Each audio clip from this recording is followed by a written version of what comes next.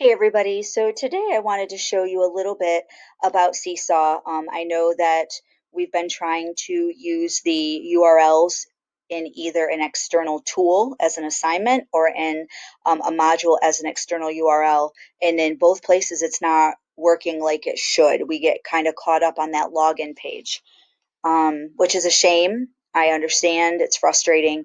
I had it working and then it stopped, and apparently it seems to be a Chrome issue because it works in other browsers. But yet we're supposed to be using Canvas in Chrome. So my advice is to follow along with this and get that direct student activity link that Seesaw worked hard on over the summer to provide us with some updates. Okay, so what we're going to do is we're going to go into the activities tab and we're going to scroll down to the library and we're going to find an activity.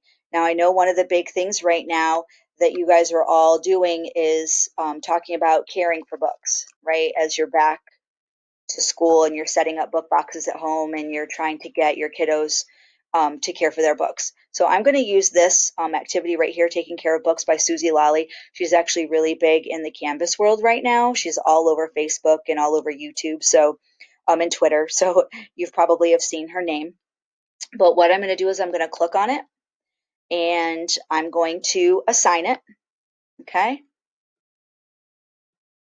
All right. And then I'm going to go back to my training class. So I have already copied these directions into Canvas, and I'll show you that in a second. But now I'm going to come down here to these three dots, and I'm going to get that student activity link, okay? And copy it, all right? Now I'm going to toggle over to my Canvas course, and I'm going to scroll down to modules. And I have a page already created in my module. I created it right here with this plus sign at the top, and created a module, and I published the module, okay? Because otherwise I'll forget. I'm going to click on it and I'm going to edit it. There are the directions that I told you I already pasted in from the activity. And now I'm going to paste in that student activity link. I am going to make it a tad bit bigger. I'm a big fan of 18. Okay, make sure that it's hyperlinked, so enter down a couple of times. And then, of course, we're going to save it. Don't forget to save. Okay, so there it is. There's the directions, there's the link. You also might want to use that video feature in your rich content editor and add oral directions right within your page. That might be very helpful, especially for the littles. Okay, all right. So next, I'm going to go home and I'm going to click in Student View so that we can see what this looks like from the student's perspective. I'm going to click on Modules. And I'm going to scroll down to that Taking Care of Books activity. When I click on it, there's my directions. I could click on the video if my teacher made a video and listen to the directions. They also might be in Seesaw. Okay, click on the link. The link takes me to my page. Okay, now I'm already logged in. Once your class is logged in once, it will remember them as long as they're using the same device from occasion to occasion. All right, so I'm going to add my response. I am Peyton.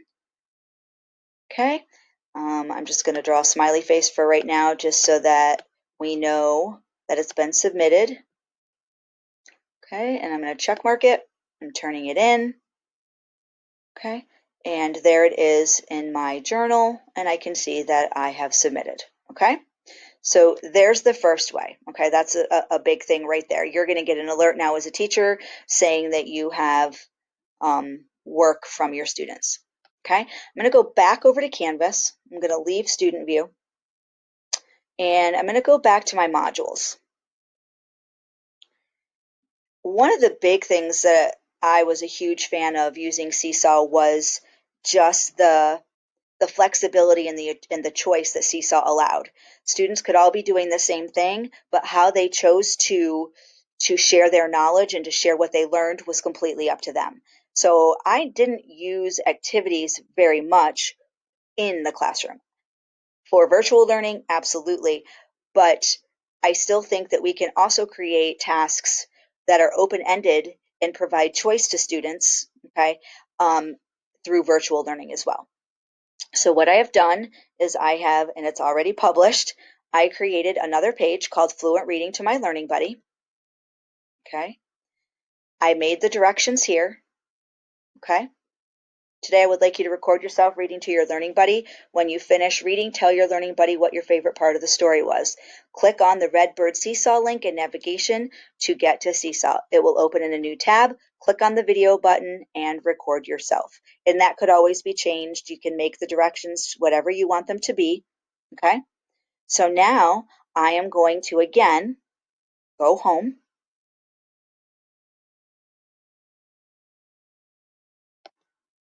I'm going to get back into that student view. I'm going to go back to modules. Okay? Because I want to be able, pretend I'm a student. I'm going to actually read the directions.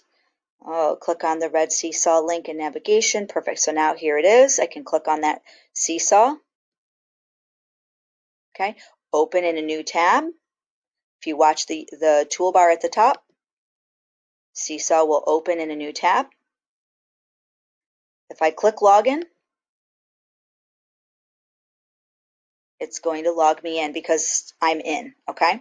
So now I could go up here. I'm in Journal tab. I can click on this plus, go to my student work, and get all my tools. So now I could probably even do a video. Let's see what happens. Yep, there I am. Hey, and I could read with my reading buddy, right? With my learning buddy, my thinking buddy, my reading buddy, whatever you guys are calling them. By the way, love the idea. We do so much turn and talk in the classroom that not having that opportunity at home. But with those, it'll be an engaging way to keep students on task, right? So they could click this video button and still count you down. My favorite, here's my learning buddy, right? My favorite part of Little Red Riding Hood was when the wolf and the wolf kept saying, my, what, or I'm sorry, where Little Red Riding Hood said, Granny, my, what big eyes you have. The better to see you with, my dear. Oh, Granny, but what big ears you have. The better to hear you with, my dear. Oh, but Granny, what big teeth you have. The better to eat you with, my dear. That was my favorite part. Okay. All right. It's processing. It's doing its thing. Okay. And I can say done and submit. So now it's submitting my video. Okay. And you could do whatever it was that you wanted. I am Peyton, so I'm going to click on Peyton, submit again. And there we go. Now it's just waiting for my teacher to approve.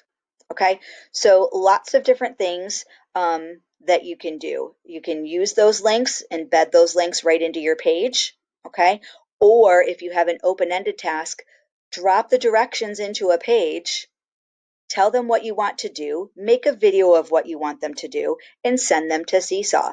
They're still kept in, and then they can X out. I have a bunch open because I was teaching with it and I was using it as a student. So that's why I have so many open. But anyway, so those are two cool ways, two fun ways to keep students engaged with Seesaw. I hope you find them helpful. Thanks for listening.